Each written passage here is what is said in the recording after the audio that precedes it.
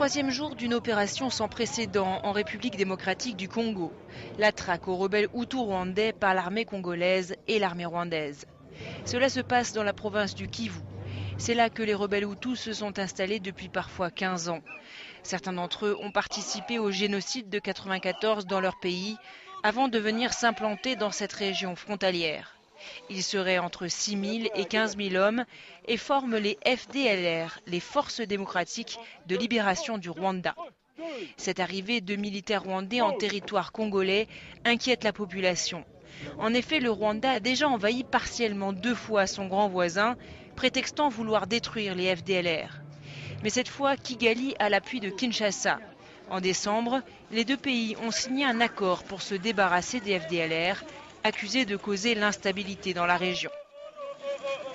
La rébellion congolaise Tutsi, très active dans la région, a de son côté salué l'initiative.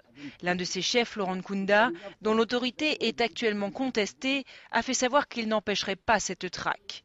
D'ailleurs, il a abandonné 2 localités stratégiques au nord de Goma. L'armée congolaise dit les avoir réoccupées. Difficile à confirmer, elle interdit l'accès à la MONUC et à la presse. Seules des ONG ont pu passer. De nouveaux combats risquent donc d'éclater dans l'est de la RDC et les ONG craignent un nouveau désastre humanitaire. 250 000 personnes auraient fui leur village dernièrement pour rejoindre le million de déplacés de la région.